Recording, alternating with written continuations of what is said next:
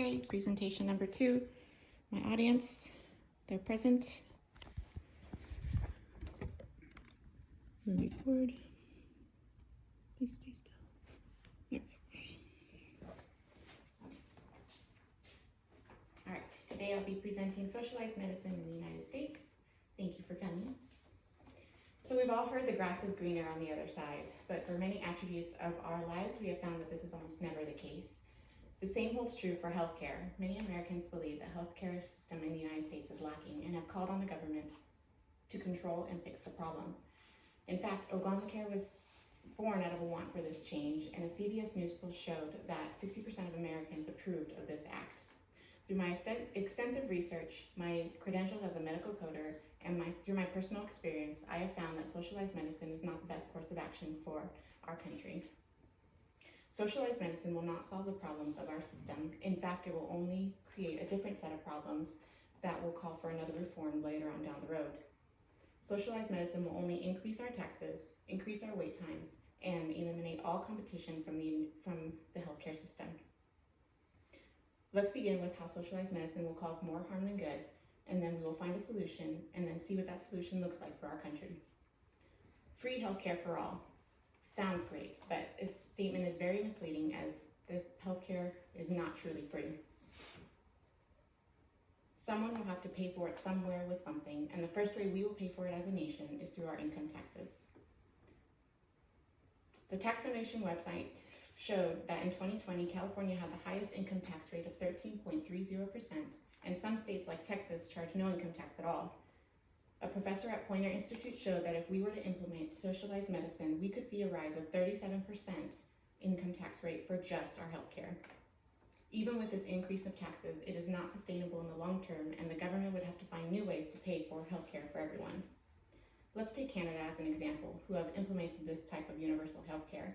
TurboTax showed that in 2020, Canadians paid for 33% income tax for just their healthcare alone. The second way we would pay for it as a nation would be through our wait times. Right now, the United States is one of the top 3 countries with the least amount of wait time, with ours being less than 4 weeks for an essential healthcare appointment, as shown through the World Population Review. With socialized medicine, we would just see this wait time increase as people flood doctors' offices and hospitals to seek care. But what if we build more hospitals and more doctors' offices? The rate at which new doctors, nurses, and other healthcare workers would graduate from college would not be enough to keep up with the new demands socialized medicine would create. Let's take Canada again as an example. Fraser Institute did a poll and found that Canadians wait up to 20 weeks for an essential healthcare appointment, whereas we in the US already wait less than 4.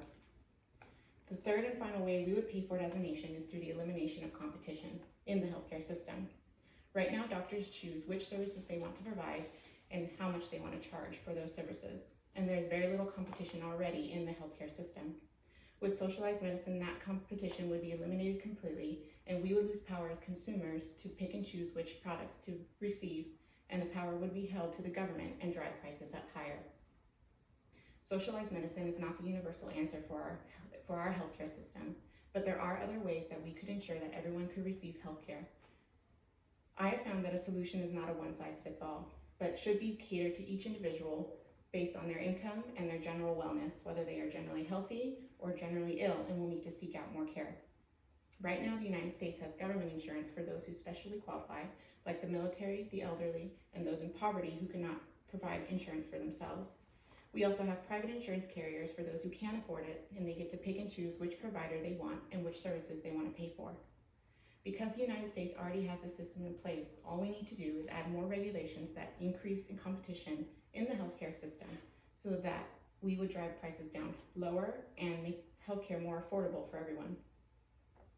The United States is already a top country for healthcare, and if we tweak just a few more regulations, we could be number 1.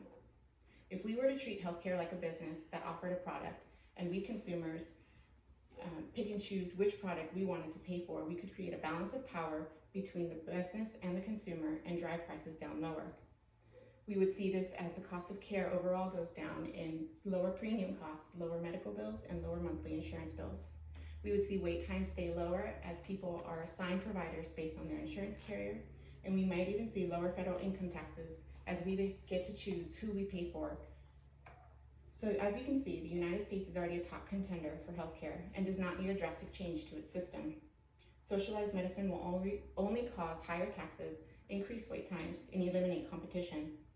I imagine most of you are healthy and generally do not need to seek out a doctor.